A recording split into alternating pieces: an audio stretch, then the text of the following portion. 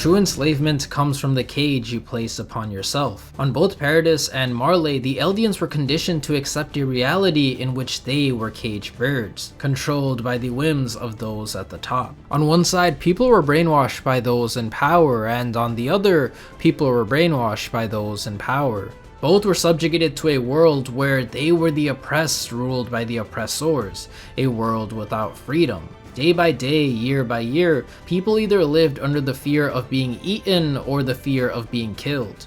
But such was the reality of this cruel world, and so no one questioned the circumstances they were forced to abide with. No one challenged the notion of complacency. Instead, rather than fighting the cruelty of their world, the people complied with it. In other words, they accepted the walls of enslavement, coming to a one-sided compromise that this was just how things were meant to be. But there were select few who rejected such a compromise, select few who desired freedom more than anything else in this world, and the name of one such person is Eren Yeager.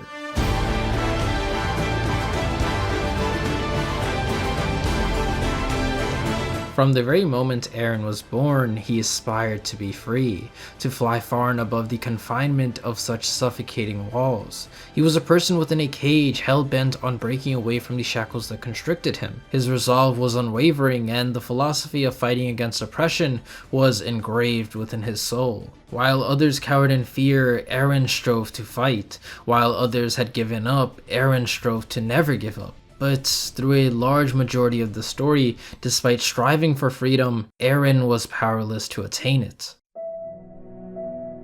Every last person I've seen was the same way. Whether it be booze, woman, or even God. Family, the king, dreams, children, power. They couldn't keep going unless they were drunk on something. They were all slaves to something. And Eren Yeager was a slave to the narrative. The fight for humanity is in essence the fight for freedom. And by taking this concept, Isayama crafted Eren's character as the literal embodiment of such a philosophy, but in doing so made Eren less of a character and more of a symbol. In other words, Eren was less so characterized by his human-like traits and more so characterized by his philosophy. As he saw it, he was good and those in opposition were evil. Humanity was the oppressed and the Titans were the oppressors. And so, Eren's desire for freedom stemmed from his desire to fight against oppression. It was a simplistic one-dimensional mindset followed by a simplistic one-dimensional ideal. Basically, Eren had a really big boner for Titan blood, and most people were not into that kink. So initially, many had a problem with Eren's character. They felt as though he was unrealistic, and instead a personification of a shonen archetype. But Isayama developed this aspect of Eren's character. He made it so Eren, a character defined by his ideals, almost enslaved to them, was in direct contradiction to his reality. You see, Eren desired freedom more than anyone else. To him, freedom was something so precious that it was worth sacrificing anything and everything for. But in contradiction to this ideal, the reality was, like everyone else, Eren was bound to the cruelty of his world. When Reiner and Bertolt first attacked, he could do nothing but watch. When his mother was devoured, he could do nothing but cry. When his comrades were killed, he could do nothing but scream. In each of these instances, Eren was anything but free. Instead, Eren was just another person enslaved to his reality, placed under circumstances in which he was powerless to change anything.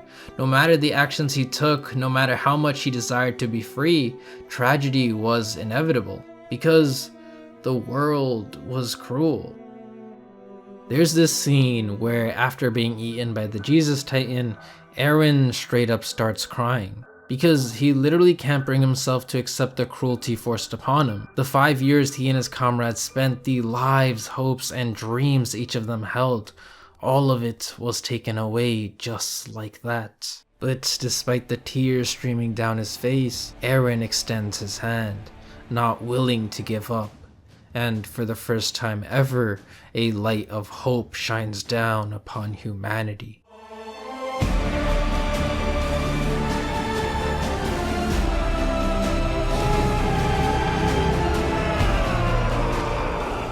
Eren now had the power to Titan shift, and with it he saves Armin and Mikasa, he retakes the Trost district, and he joins the Survey Corps, in the end resolved to fight at the forefront of humanity, all of which are active steps taken by Eren in order to achieve his ideals. But when the female Titan appears, Eren is subject to face reality once again. Despite acquiring new powers, the Levi squad is massacred, the Survey Corps endangered, and Eren eventually captured. And it's during these sequence of events where the irony between Eren's ideals and his reality is brought to light once more.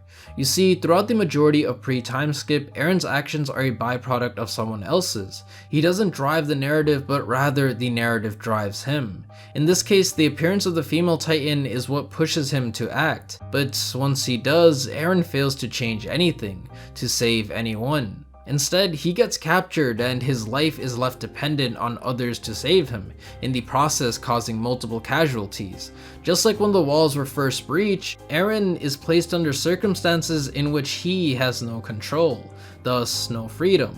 Which I think is extremely compelling as is, because we're shown a character who desires freedom, but in each attempt to be free, fails to do so. In other words, it's this contradiction that makes Eren so interesting. But what's even more so fascinating is Eren's lack of freedom, or what I define as his enslavement to the narrative, is shown in conjunction to his worldview.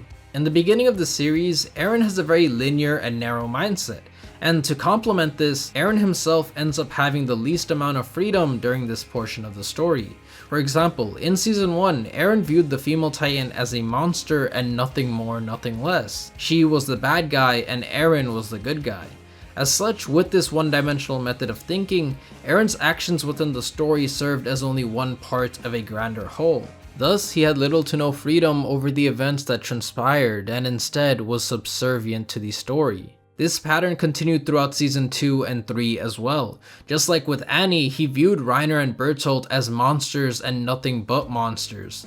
Of course, this was completely justified because they were monsters. Monsters who all played a part in genocide, but they had human qualities to them as well. However, at the time, Eren wasn't aware of the other side. He couldn't see that the people he deemed as monsters were in fact a lot more nuanced, complex, and morally gray than he'd initially thought them to be. And so, in accordance to this viewpoint, his role within the story was more so as a plot device rather than a person of free will. In fact, Isayama himself has said in interviews that initially, Eren was just a character dragged along by the story, but this supposed flaw of Eren's character actually ended up becoming the essence of Eren Yeager.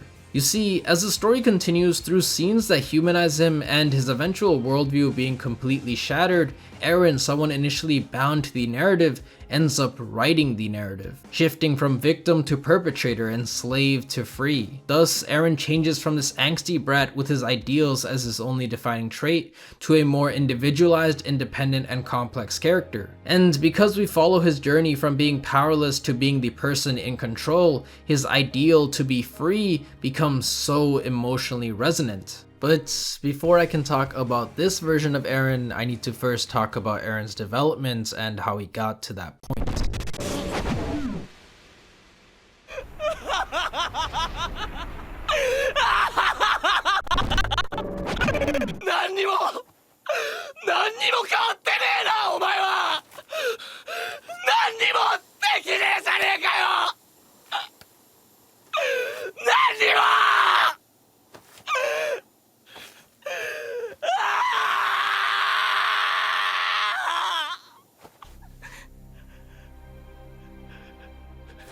'Cause this scene is where I think the shift in Eren's character begins. After witnessing Hans's death, which directly parallels his own mother's, Eren shuts down.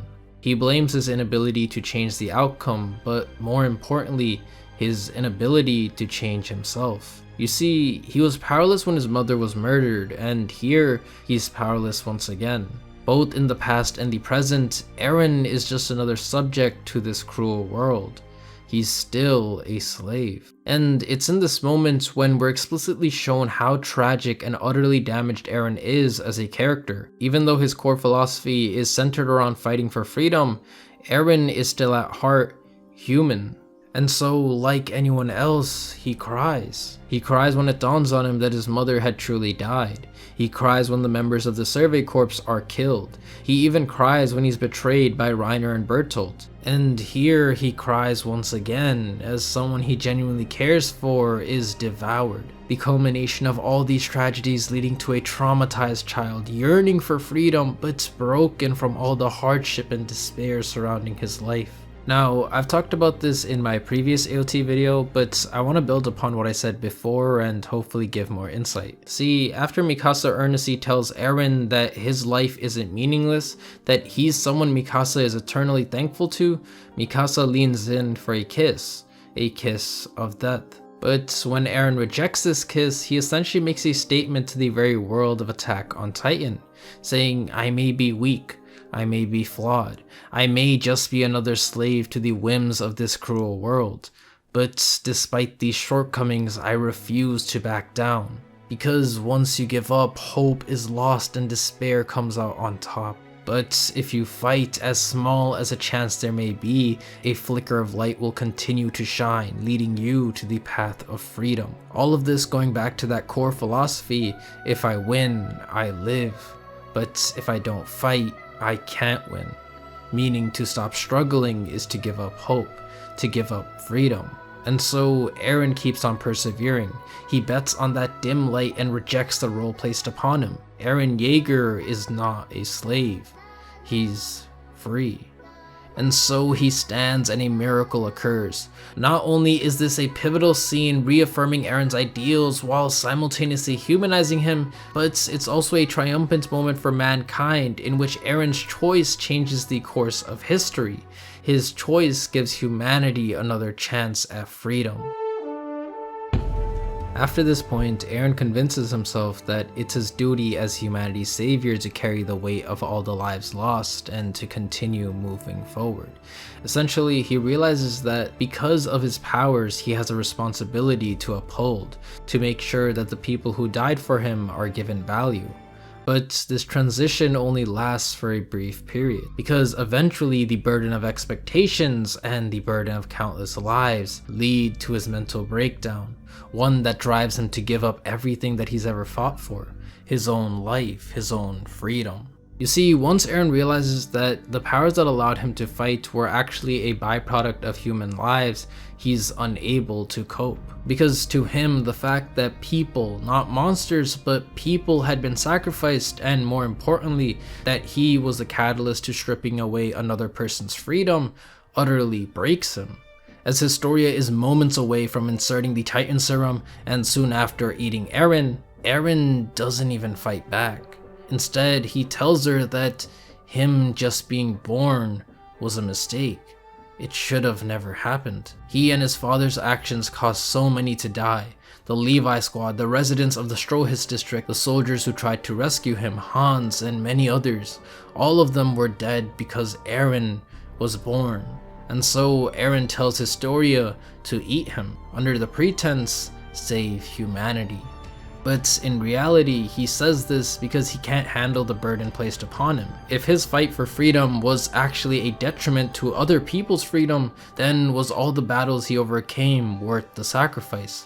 Eren, someone whose core ideal centralized around freedom, here is willing to give it all away. But that's when Historia tells Eren's bitchy ass to stop being a little bitch because he was being a little bitch.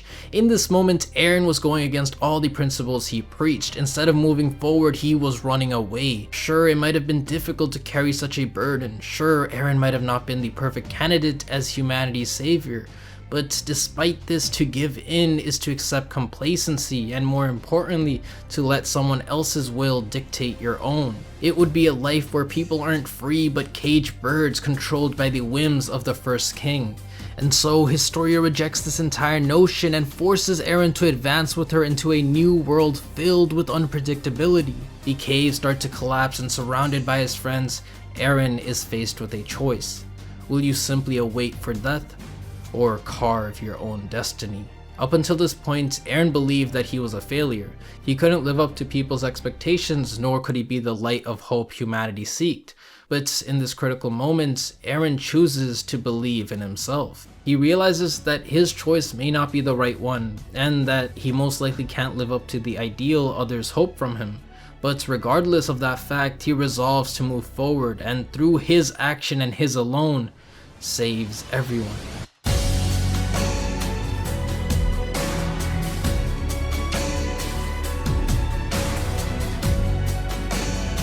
To summarize, Season 1 and 2 showcased Eren's unwavering resolve to fight, but also his powerlessness and thus his humanity. Then in Season 3, this unwavering resolve was challenged and eventually broken to the point where Eren had genuinely given up. However, with the help of Historia, Eren was able to pick himself back up and in the process became more independent, choosing to take matters into his own hands rather than relying on his friends. But what I think is so interesting about this development is when Eren says that he should have never been born, it stems from his belief that he isn't special.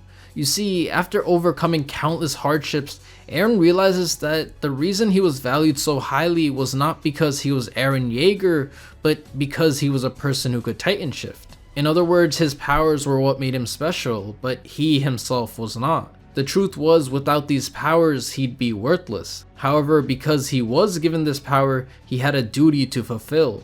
I have to kill them. Do you want to kill them? I have to. And so Eren resolves to move forward, but does so thinking he's without value. But at the crux of this belief, Instructor Keith Shadis tells him the words of his mother. Do you really have to be special? Do you really need people's recognition? I don't think so. At the very least, not when it comes to this child. He doesn't need to become someone great. Why would he have to be better than anyone else? Just look at him. Don't you see how cute he is? He's already special because he was born into this world. And with this line, Eren's journey comes full circle. He was wrong to believe he should have never been born. He was wrong to believe he was worthless. He was wrong to give up on freedom. Because everyone is special. All life has innate value and a right to live how they so please. From the moment children are born, they deserve to be free.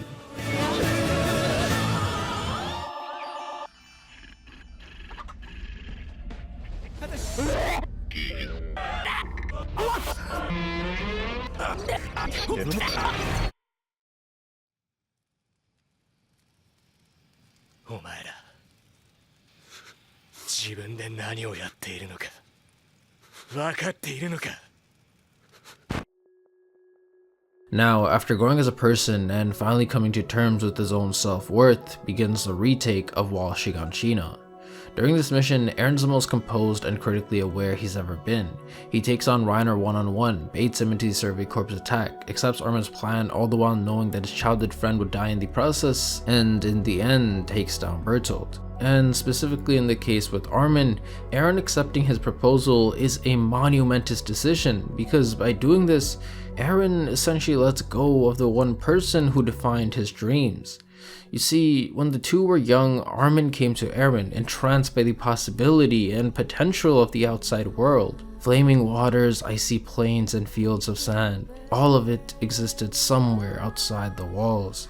And it was in this moment as Eren looked at Armin's gleaming eyes when he realized he wasn't free. The world was so much bigger, larger, and grander than the confined spaces within the walls, and to break away from this cage would be to truly achieve freedom. In essence, Armin was the catalyst to Eren's ideals. He awakened them. But in this scene, Eren, fully aware of the consequences, makes the choice of sacrifice, all for the sake of a brighter tomorrow. This time, in comparison to the deaths of his mother and Hans, deaths that Eren had no control over and deaths that he endlessly regretted, Eren instead willingly accepts Armin's sacrifice, and not only that, but resolves to move forward despite losing someone he so endeared. It's a complete contrast to his reaction when faced with death prior. And through these scenes, we can see how far Eren has come since his youngest days. But what I think helps to characterize Eren even further is when he regresses into his former self soon after. You see, even though Eren resolved to see Armin's death through, when he's presented with an option to save Armin, he almost instinctively reverts to a childlike state, acting purely off impulse and emotion. But it's for this exact reason that helps us to once again see Eren's humanity. Because the scene shows how as much as Eren may have grown, he's still Eren Yeager. The same Eren who would do anything for his friends, the same Eren who cried for those who've fallen, the same Eren who stood beside Armin and Mikasa. Somewhere out there, that beautiful blue spanning the entire horizon awaited them. And to witness that mesmerizing sight known as the ocean was Armin's dream. Eren wanted to make such a dream come true. And in the process, so would his own. Freedom. But the world was cruel.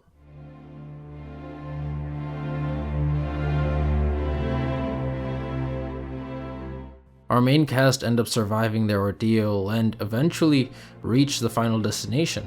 As everyone is filled with glee basking under the sun's illuminating rays, Eren is defeated. He looks at the salted waters expanding as far as the eye could see, and witnessing such a sight, Eren realizes something. On the other side of the walls is the ocean. On the other side of the ocean is freedom. That's what Eren Zolas believed. But this belief, this life spent fighting for freedom, was a lie. Beyond the walls is the ocean. But beyond the ocean is more enemies. Enemies that started off as simple one-dimensional monsters, then turned into nuanced morally gray humans, and was now the entire world. Thus, a new frontier for them to repeat another cycle of loss, despair, and bloodshed had risen. And it's here when Eren is forever changed. No longer the youthful innocence he once was, but rather a beaten, damaged, and twisted version of his former self. After all the mental torture he's endured, the realization that his fight had only just begun ruins him. See, the world isn't as black and white as Eren had thought it to be. It's now a completely human conflict with both sides having their justifications. The Marleyans discriminate against the Eldians because the idea of sleeping next to people who can turn into Titans is terrifying, while for Eren, he desires Eldians to be free, because he believes all life has an innate right to do so. In both cases, both sides live their own life, seeking their own freedom. But for Eren to achieve his freedom, he has to take away theirs. At least, that's the conclusion Eren comes to. And so, Eren resolves to fight. No matter how many he needs to trample over, he'll do so if it means his ideal is made true. In this moment, Eren's transition begins. Once a victim, once a hero, once a slave, but soon, a monster. And this drastic change occurs due to one core reason. Because the ocean wasn't freedom. The ocean was just another wall.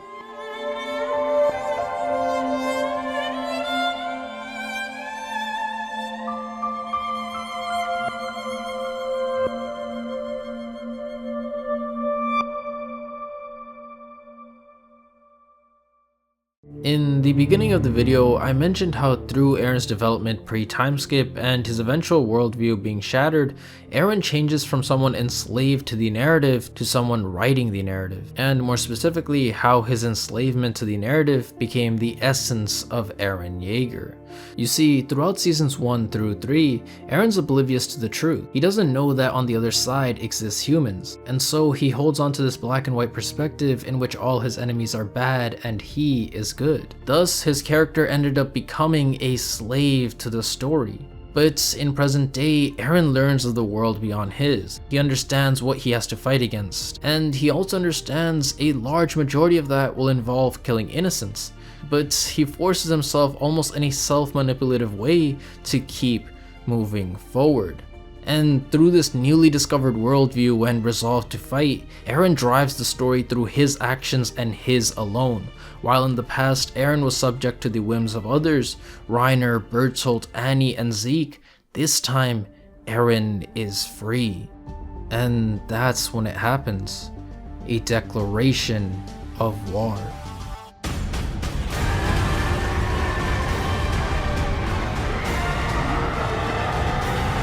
Taking matters into his own hands, Eren infiltrates into Marley, kills Willy Tiber, wipes out several military class officials, and slaughters countless innocents. Then, when fighting the Warhammer Titan, he stays composed, analyzes the situation, and employs whatever tactics necessary to win. Even under circumstances in which he's the most disadvantageous, he makes split-second critical decisions, uses the Jaw Titan as a nutcracker, and in a final climax acquires the Warhammer Titan powers. But he doesn't stop there. Later on, after being imprisoned, Eren orchestrates an uprising, sacrifices members of the Scouts regime, betrays the Survey Corps, and in the end, breaks the bonds with his childhood friends, Armin and Mikasa. And as morally detestable as all these actions are, these actions allow Eren to drive the narrative through his own free will. And in the process, it also allows him to get closer to achieving true freedom. But while others are either wholeheartedly supporting these actions or wholeheartedly despising them, I can't help but see how tragic it all is. Because throughout all of this, in the process of fighting for freedom, Eren loses what he holds most dear. He loses the friendships with the very people he's fighting for. That carriage scene with Connie, Jean, Sasha, Armin, Mikasa, and Eren is one of the most wholesome scenes in the entire series, but it's also one of the most truest scenes to Eren's character. In it, he tells everyone that he doesn't want any of them to inherit his Titan powers, because to give them his powers would mean to shorten their lifespans, and that's not something he's willing to do, as he genuinely cares about every single one of them and wants to see it through that all of them continue living on happily. In fact, this fight for freedom, once driven purely by rage, is now driven by his desire for their freedom as much as his. And so Eren's unyielding resolve is built upon the foundation of wanting to also protect his friends, wanting them to be free. If he doesn't fight, this desire can never be realized, and they'll only be prey to the world, enslaved to the will of others. But if he does fight, he'll have to kill countless, taking away other people's freedom in exchange for theirs. And Eren knows that this ruthless approach will undoubtedly break the connections he has with the people he's trying to save. But this is the moral dilemma Eren's presented with, a do-or-die scenario in which both choices have no happy end. But Eren must choose. In the anime, it's explained how Eren's extremist actions are taken in order to realize Zeke's euthanization plan, but that's clearly not true, because one of Eren's core ideals is the mere fact that he was born into this world means his life has value, and thus he deserves to be free. So for Eren to follow a plan that goes against the very act of being born, preventing any future life from ever existing, is in complete contradiction to his ideal. And so, on a surface level, Eren's committing all these atrocities because he's following Zeke's euthanization plan, but in reality, he's simply using Zeke as a means to an end. Although his true goal and what he actually plans to do is hidden, Eren has made the choice to become a monster for the sake of freedom. And how he comes to his decision and the philosophy behind said decision can be shown most evidently through his dialogue with Falco. I've been thinking every day since coming here. How did things turn out this way? Ruined minds and bodies, people with no freedom left, people who have even lost themselves.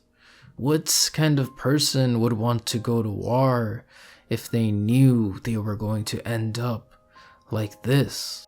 But there was something there all along, pushing us right into hell. For most of us, that something is not our own free will. We're forced to by others or by our environment. That's why the people who push themselves into hell see a different hell from the rest of us. They also see something beyond that hell. Maybe it's hope. Maybe it's yet another hell. I don't know which it is. The only people who do know are the ones who keep moving forward. There's really nothing to analyze here because Eren describes it perfectly. War is hell on earth, and everyone who fights within wars come out as fragmented pieces of their former selves. Yet, despite this, people subject themselves to such pain and suffering time and time again. often due to some external reason. But for Eren, he's no longer enslaved to the narrative. He's not driven by his environment, history, or any other external factor, but by his own free will. And so he willingly goes into that hell. He makes the choice of greater evil because that choice might entail freedom. But at the end of the day, Eren himself doesn't know whether or not his choice is the right one. To some, he may appear as a devil, and to others, he may appear as a savior. But what he does know is his choice is his alone, and once a choice is made, you have to see it through all the way to the end. And it's this scene that perfectly captures this aspect of Eren's character, his broken mental state shrouded by his conviction to fight. In other words, it's this scene that depicts the tragedy of Eren Yeager. Because the Eren in this moment, the Eren willing to fight for freedom no matter the cost, only gets to this point after enduring constant turmoil and anguish for years on end. He becomes broken, hurt, scarred, and traumatized through the culmination of despair-inducing events. And here, he's willingly choosing to go down such a path once again. Even though what lies at the end is a mystery, Eren makes the choice to pursue his dreams nonetheless, a dream that'll undoubtedly continue to break him. What were her last words? Meat is what she said. And hearing this, Eren starts laughing, but his laugh isn't one of mockery, it's his coping mechanism, a direct callback to when Hans died. Back then, Eren was powerless to change anything, and that truth broke him to the point of tears. And here, it's the same thing, a cry from someone breaking into pieces. Because this someone is powerless to protect his loved ones. You see, ever since Eren touched Historia's hand, he already knew Sasha would die once he made his choice to attack Marley.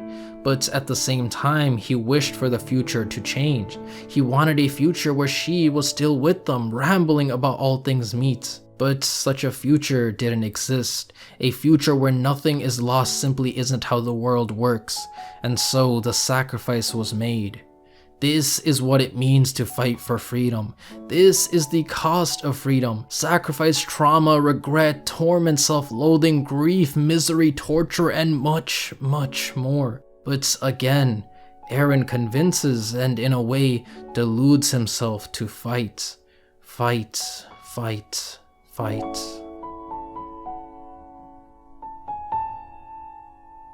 When Eren and Reiner first meet again, Reiner's completely shook. The dude is shitting bricks, and rightfully so. Eren literally starts a conversation with a threat to kill all the residents above. But aside from that, the last time the two spoke, Eren promised Reiner that he'd make them die the most excruciating death possible. But when Reiner brings this up, Eren doesn't even react. He simply says, "Oh, did I say that? Well, let's forget about that." Eren, a character whose initial drive started off as wiping the world of anyone who would oppose him and his will to be free, says to Reiner, the same Reiner who committed genocide and in the process killed his mother, "It doesn't matter anymore." And through this one exchange, we're given the biggest indicator to Eren's growth as a character. To put simply, Eren has matured. It's true that before, Eren said those words from the deepest depths of his soul, but now it's different. Now, Eren sees that Reiner isn't just a monster. The two are the same. Both wanted to be a hero, both wanted to seek out justice, and both realized something crucial after witnessing the other side. The other side had shitty people, but it had good people too. People who genuinely cared for others and would try their best to help in whatever way they could. These people weren't demons or devils, they were human. But because initially, both of them were unaware, both thought the other to be evil. Eren now understands this. He understands that Reiner had his own justifications just as he has his, in the process explicitly stating the parallelisms between them, while also acknowledging that Reiner was just a subject to brainwashing, and as such a victim to his environment. You were still ignorant children, and all of that was beaten into you by ignorant adults. But as Reiner hears this, he completely rejects these words. He tells Eren that it wasn't because of his environment or history, it was because of himself. At the end of the day, no matter the outside factors that played part, Reiner made the choice to attack. He made the choice to kill. And this choice is what's been haunting him for all his life. But as Eren hears this, he helps Reiner up and responds with, "I was right. I'm the same as you." Just like Reiner, Eren also has a choice. And this choice, as much as outside factors play a role, Eren has the final say. He can't blame his actions on anyone else. He can't portray himself as a victim. It's not his environment or history. It's not any of that. Because the truth is, the choice to commit genocide is Eren's to make. And so whatever consequences lie ahead are also his to blame. Eren understands that. Like Reiner, he knows that his choices and the path that he's soon going to partake in is one that will place an unbearable burden on his shoulders. And not only that, but Eren also knows that he's just as half-assed. In fact, the reason Eren says we are the same after seeing Reiner regret is because Eren himself is fully aware that he'll regret his actions just as much as Reiner does. If you look at Eren's expression right before he stands, it isn't that of a ruthless perpetrator, but rather someone who's simply come to terms with his reality. There are good people here, and it's not within Eren's desire to kill them, but the world doesn't want Eren to be free. And so it's either he gives up on his ideal or continues moving forward, even if it comes at an expense, even if it hurts him. Just as Reiner fought for his ideals, Eren will fight for his own. Neither are right, but it's not about right or wrong, good or evil. It's simply a matter of perspective, with two sides of the same coin, each with their own reasons to fight. I just keep moving forward until my enemies are destroyed. Alright, so I've basically covered all of Eren's character that's been showcased in the anime thus far, and I'm now about to go into manga exclusive territory, which means only cool kids can continue onwards. So if you haven't read the manga, stop here, and if you have, then you're one of the enlightened ones, so you're chillin'. Now with that being said, here's your 3-second pause. 1, 2, 3. And with that, if you're still here, then either you have read the manga or you're anime only, but said fuck it, let me spoil myself. Regardless, let's continue moving forward. Pat's Eren is probably my favorite incarnation of Eren, and it's also Pat's Eren that broke the world. This scene right here is beyond perfection, but before I get into it, you need some context. As Eren and Zeke go through Eren's memories, they encounter this moment, and well, it's a gruesome sight. But as Eren says, I am just me. I always have been. If someone tries to steal my freedom away, I won't hesitate to take away theirs. I find this line really interesting. On a surface level, it just goes to show that Eren's core is something that's been engraved within him since birth. But compared to then, his philosophy has now been twisted and warped into the darkest of routes, because his fight for freedom is now a fight to destroy the entire world. He wants to create an apocalypse by activating the rumbling, and in the end leaving the people of Paradis as the only survivors. But when I reread these words, I started to think that Eren isn't being entirely honest. He says that he won't hesitate to take away another person's freedom if they try to take his, but that's not actually true. In fact, as early on as season 1, he hesitates when capturing Annie. Even though Annie was in direct opposition to his freedom, he hesitates. And what's more is he hesitates not once, but twice. You see, when Annie's true identity was revealed, Eren literally couldn't bring himself to accept that to be true, which is why initially he was unable to transform. The mere fact that someone he trained alongside, someone who taught him how to fight, someone human was actually the bad guy couldn't be real. But despite these doubts, Eren convinces himself to fight, in the process demonizing Annie and viewing her as just a monster. However, at the critical point, right before Annie's capture, he sees her crying. A monster was crying. And seeing that, Eren hesitated.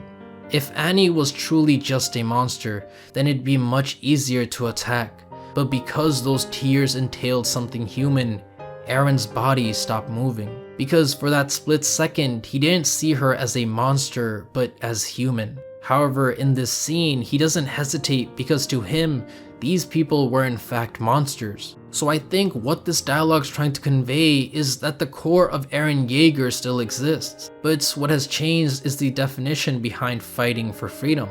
At first, it meant to fight against oppression, and during that time, it only applied to the monsters that opposed his freedom. From his perspective, no matter who he had to fight, so long as they were monsters, they needed to be exterminated. But when those monsters were revealed to be human, Eren hesitated. However, now it's different. Not everyone is a monster. Not everyone is evil. But regardless of whether or not Eren's fighting against monsters, what remains true is Eren's freedom is being threatened by the other side. And so Eren chooses to fight, all the while ready to take away freedom from innocents. While in the past he may have hesitated because these innocents were human, that version of him no longer exists. The Eren in this moment is changed. In a weird way, by understanding that not everyone's a monster, Eren himself ends up becoming the monster. Or so we thought.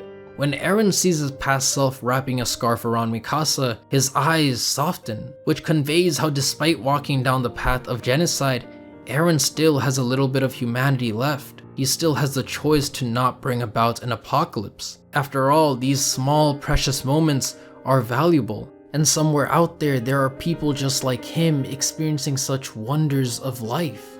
But fully aware of this fact, despite his slight hesitation, Eren throws that little bit of humanity away, and it's then revealed that Eren was the real perpetrator behind the same massacre that caused his mental breakdown in Season 3.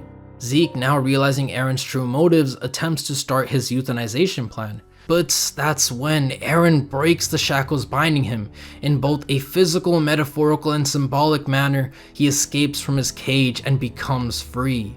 Free to change the course of history. Free to break the world. It ends now. I'll put an end to this world. Give me your strength. You're no slave, you're no god, you're just a person. You don't have to serve anyone. You can be the one to choose. You get to decide. You choose. Stay here for eternity or end it all. You must have been waiting all this time, waiting 2,000 years just for somebody. It's such a beautiful yet tragic scene. Ymir, enslaved to her role for thousands of years, is freed, but through her being free, the world enters its end. People are massacred, lives are lost, children are killed, and families are trampled. But amongst this tragedy, high above the clouds, exists a scene to that of a bird flying freely. This is freedom. Or so Eren says. The scene has this surreal yet majestic feel to it and really goes to invoke that sense of bliss Eren feels. But what I find so fascinating is, once again, like Pat's Eren, these words are predicated on a lie. At least from my interpretation, this isn't freedom. What this is blissful ignorance. The fact that Eren's depicted as a child and not as an adult is a direct indication of that. Because children are ignorant. They see the world through a blurred lens, only taking in the wonders and beauty life has to offer. But because they're children, they're unaware of how cruel and unfair the world can be. They don't know that life has just as much darkness as it has light. And so, as Child Eren says the words freedom, it's what I see as a symbolic representation of Eren averting his eyes, instead only looking at what he desires to see and ignoring what he doesn't. Eren wanted freedom, and so what he sees is freedom. But beneath the clouds exists terror, tragedy, death, and anything but freedom. Yet it's for this exact reason that Eren has reverted to a childlike state in the first place. Because the truth, the burden of him being the catalyst behind such despair, of him taking away such precious life, hurts. Earlier in this chapter, Eren sees a child getting attacked, but he hesitates saving the boy because Eren already knows that through the rumbling, he'd kill him in the future. But despite knowing this, Eren helps him nonetheless, and then in a twist begs the child for forgiveness. He explains how learning of humanity beyond the walls utterly broke him. He was disappointed because he realized beyond the walls there were people who were also born into this world, people who also deserved freedom. This child deserved freedom, but these people would soon all die because Eren would take their freedom away. And it's this truth that tears Eren apart, a mental conflict eating away at Eren's entire being. He's a completely half-assed piece of shit, still hesitating, still with doubts, but in the end, resolved to see it through. You have the freedom to defend the world's freedom, and I have the freedom to continue moving forward. It's at this point where Eren can no longer be saved, a final clash between ideals, between two sides striving to be free. And with that, we reach the finale, the emotional heart of AOT, Eren and Mikasa. In chapter 123, Eren asks Mikasa how she views him, and I think partly why he asked this is because he was looking for a reason to live a normal life, or rather, he was searching for an answer that justifies such a route in opposition to the rumbling, one where he wouldn't have to sacrifice anything nor have to kill anyone. But he didn't get such an answer, and the rest is history. Now skip forward to chapter 138 and we get a glimpse into Eren and Mikasa's vision of a make-believe quote-unquote happy end. By running away and Eren not committing mass murder, the two are able to live as they'd always wanted. But this reality wasn't their reality. And so Mikasa says the words, "See you later, Eren." And in a beautiful finish, we witness a kiss of death. I think this is an amazing conclusion to Eren's fight for freedom, because it brings everything full circle. You see, Eren and Mikasa's relationship was always more than a simple romance. To both of them, the other represented family and a place of comfort, a place to call home. From childhood to now, they lived together, they faced death together, and they overcame death together. At several pivotal moments, they were together.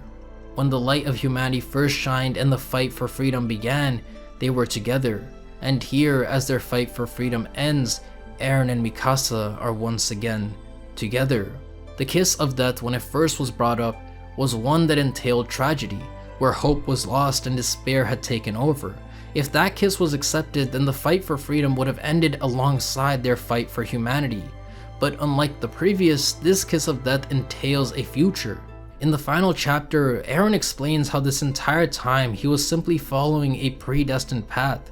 And so, despite him driving the narrative through his own free will, Eren was still enslaved to his role to make said destiny come true. But contrary to other people's opinions, I actually think this is fitting for Eren's character, because it goes to show that as much as people may think they're free, they're oftentimes still slaves to something, which perfectly draws parallels to Kenny's quote shown in the beginning of the video. However, despite this being the case, with the free will that we do have, we as people can take steps to find purpose and meaning in our lives and hopefully make life worth living. For Eren, he was a slave to the paths. However, through his own free will, he fought and continued on fighting in order to attain a future where Armin and Mikasa could truly be free. And so, by sacrificing himself, by sacrificing his own freedom, he fought for the freedom of those he loved. He found value in his own life by using it as a means to allow his friends to live, all the while uncertain as to whether or not those very friends would survive the consequences of his actions, uncertain as to if his actions were the right ones. But that's the thing, Eren's uncertainty is what shows his humanity.